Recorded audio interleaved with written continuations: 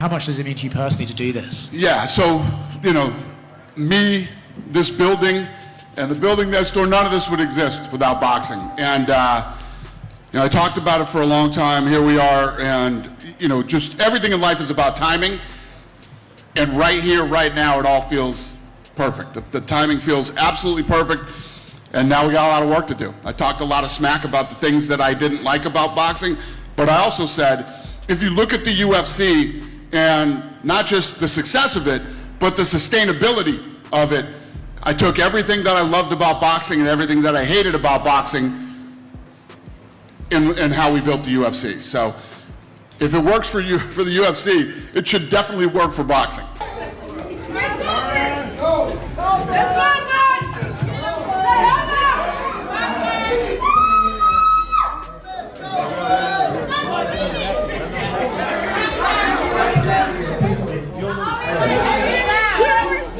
Y'all can hear me now? Yeah.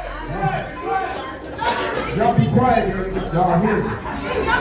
After delivering the biggest victory of his career against Canelo Alvarez, Terence "Bud" Crawford shocked the entire boxing world by doing the unthinkable. He walked away. He celebrated with a massive retirement party, released an emotional 5-minute tribute to his career, and made it clear that he had nothing left to prove. Crawford exited the sport as the undisputed pound-for-pound king, boasting a perfect 42-0 record in closing the chapter on one of boxing's most dominant eras. But while Bud was settling into life as a retired legend, Dana White was quietly working behind the scenes on a plan that could flip the entire sport upside down. UFC president isn't just dipping his toes into boxing, he wants to control it. And in his eyes, there's only one man capable of turning Zuffa boxing into an instant powerhouse. That man is Terence Crawford. We did the Canelo Crawford fight. You know, the UFC team did that. We're building a whole new team as far as production goes. Again, that will all be a work in progress over the next year. We'll start signing more talent. The growth from 26 to 27 will be massive. Going to implement a lot of things that I always wanted to do production-wise with boxing. And then we had a production meeting today with a lot of great ideas. And if you think about what a well-oiled machine the UFC is, it took 25 years to get there.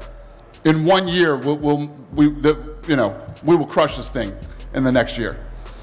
Thank you. My question's for Dana. Joaquin Buckley recently said if Zuffa wants to create stars, they're going to have to use their UFC fighters in order to do so. Do you think there's any truth to that? And also, maybe could we see any UFC fighters face boxers? I think there's going to be a lot of shit talking both ways in this thing. We're going to have to use UFC fighters to create stars. That's what I don't know, man. Could we see UFC? What does that mean?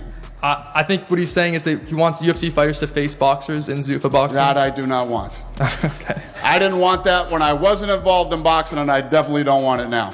All right, thank you. Yep. Dana White's obsession with bringing Bud Crawford back isn't about nostalgia or star power alone. It's about what Crawford proved in September. When Bud moved up to 168 pounds and completely dismantled Canelo Alvarez, it wasn't just a win, it was a statement. Showed the world that age hadn't touched him and that his skill level still sat miles above the rest of the sport. Dana watched that performance and didn't see a fighter nearing retirement. He saw a generational talent still operating at his absolute peak. To White, allowing a fighter of that caliber to quietly fade into retirement would be a crime against boxing. And he's made it clear he's willing to put his money where his mouth is, offering financial firepower few promoters on the planet can. Earlier today, there were reports that Zuffa Boxing is in talks with Alexander Usyk. I'm curious if those are true reports.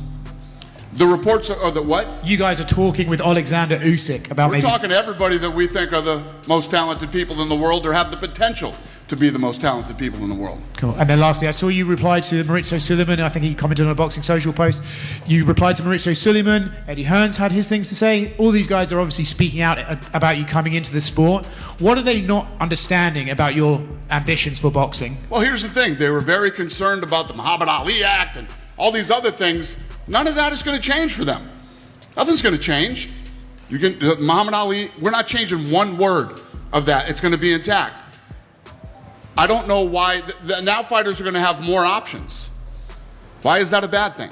Why are more options a bad thing? It's not. You know, I expected it anyway. So, and I don't listen to fucking Oscar De La Hoya anyway. anybody who listens to him is out of their fucking minds. So I don't worry about him. This isn't empty talk or standard promoter hype either. Dana White is already laying the foundation to make Zuffa boxing a legitimate force from day one. Behind the scenes, he's assembling a terrifying roster of elite talent that has traditional boxing promoters on edge. Reports suggest White has already locked down Alexander Usyk along with the undefeated cruiserweight monster Jai Opetaia. By securing fighters of that caliber, White is sending a clear message. Zuffa boxing is backed by serious money, serious influence, and the full power of TKO and Riyadh season. He's not building a side project, he's building an empire. And every empire needs a king. Right now, that throne is empty, and Dana White is saving it for one man, Terence Crawford. Usyk in a fight maybe as a one-off, but like Usyk signing with Zuffa doesn't feel like what I was imagining before. So but I if don't you know. can sign him, Oh yeah, sign him. Of course. How many fights do you get out of him though? 2? I mean, still, you're still getting him. Look, Then you get 2. by the way, you put those fights on Netflix. Netflix wants the big fights. They have the ability to make big fights. Like I think they're going to try to do AJ Fury on Netflix and be involved in it. And these are the Zuffa is, you're saying? Yeah. What's their involvement? What do you mean? On which side of that fight? They're just putting it on. Riyadh, AJ's tied to Turkey. Tyson's no longer tied to Top Rank. Let's go. So the We're Tyson putting it side. on. Dana's there, takes credit for it. Other people are paying, and they'll have to work with other people. Just like Canelo had his own little team, and Terence has his team. But they're trying to put on the biggest events and be attached to the biggest events. So I think there's going to be a little bit of that and a little bit of what we're seeing this weekend. I get what you're saying, but would that not be Matchroom and Queensberry, or Top Rank rather? How would they get into the equation? I don't think Tyson is with Top Rank anymore, and I think that they would just cut a deal. Every man has a price With Tyson. and they would be the promoters. Yeah.